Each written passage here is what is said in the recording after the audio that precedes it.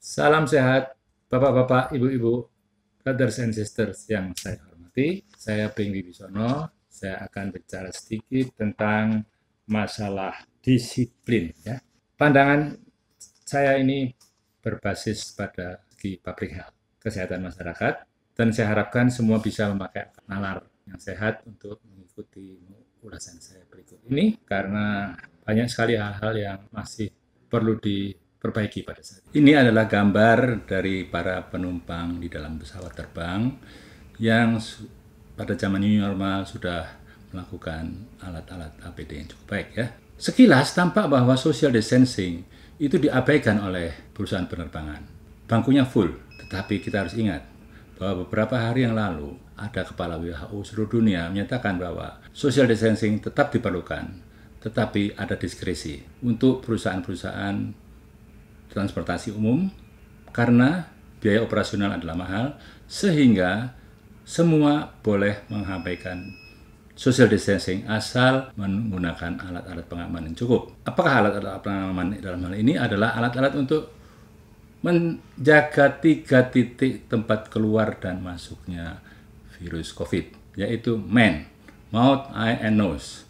Kita ketahui bahwa cairan-cairan infeksius itu keluar dari hidung dan mulut dengan batuk dan pilek, dan bisa masuk tambah satu adalah dari mata. Jadi harus memakai goggles atau face shield, atau kita harus mencuci tangan dengan hand sanitizer atau dengan sabun. Orang harus mengetahui dengan baik, asal kita sama-sama bertanggung jawab, jangan menularkan dan jangan bisa ditularkan, kita bisa menaik alat transportasi umum dengan selamat. Itulah sedikit mengenai bagaimana seharusnya di tempat alat-alat transportasi umum, bahwa kita harus bisa bertanggung jawab untuk tidak menularkan dan tidak ditulari oleh penyakit COVID. Ini adalah gambar bagaimana angka kematian para tenaga kesehatan di Indonesia yang pada saat ini masih sangat tinggi dibandingkan negara-negara lain. Sesuai dengan gambar ini, ada 3 kemungkinan menurut saya dari segi public health ya.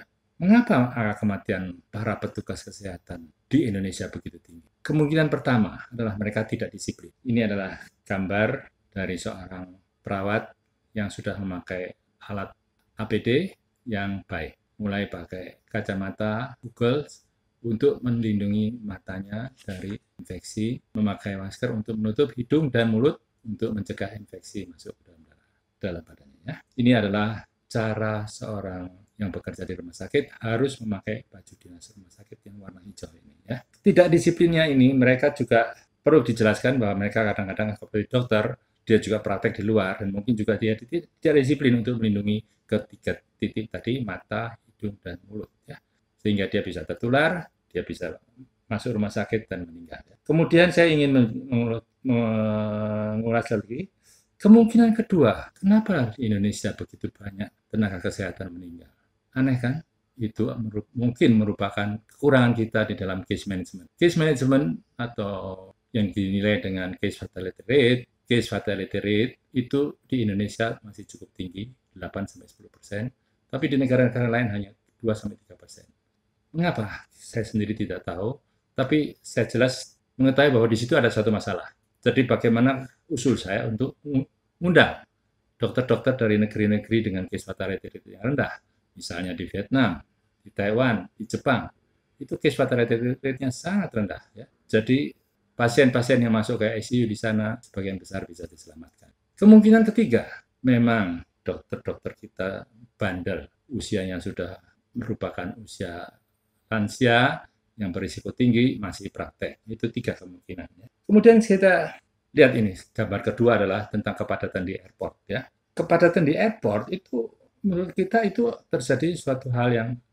melanggar disiplin. Tapi kita harus melihat keadaan. Di airport itu jadwal pemberangkatan pesawat tidak bisa ditunda. Jadi semua harus mengantri. Tetapi universal precaution harus dilaksanakan dengan baik. Dan saya rasa itu sudah dilaksanakan. Mulai dari pintu masuk, Satpam sudah meminta supaya semua hand sanitizer untuk mencuci tangannya secara bersih di sana. Kemudian di dalam semua harus memakai masker. Jadi Satpam sudah screening di luar harus pakai masker semua supaya tidak ada yang bisa mengeluarkan cairan-cairan infeksius. Kemudian yang berikutnya adalah kita sebaiknya membuat satu jalur khusus untuk para lansia. Karena mereka harus dengan cepat dikeluarkan dari kerumunan-kerumunan orang itu. Karena kita tidak tahu bahwa orang yang sudah memakai masker, kadang-kadang maskernya terbuka, hidungnya terbuka, masih tetap bisa mengeluarkan cairan infeksius. Jadi orang-orang yang sangat rawan terhadap kematian harus diberi jalur khusus supaya bisa langsung meninggalkan kerumunan-kerumunan itu ya. Contoh yang ketiga, saya ingin menunjukkan bagaimana orang-orang yang jauh dari pengamatan kita mungkin di supermarket. Begitu banyak orang berkumpul untuk berbelanja pada saat Lebaran. Kita tentu perlu memberikan KIE ataupun disebutkan influencer atau apa namanya, komunikasi, informasi dan edukasi kepada masyarakat bahwa itu penting. Kemungkinan besar kenapa orang-orang itu begitu banyak dan tidak memperdulikan semua yang sudah diberitahukan sebelumnya, mungkin mereka merasa bahwa angka kematian daripada COVID itu kecil sekali. Di antara 10 juta penduduk Jakarta, cuma ada sekitar 500-an lah, 0,005% yang meninggal. Jadi angka kematian yang tidak menakutkan. Itu mungkin yang terjadi sampai mereka bisa berkumpul di situ. Pada prinsipnya, untuk menegakkan disiplin, harus diberikan KIE dulu, kemudian harus dilakukan upaya paksa.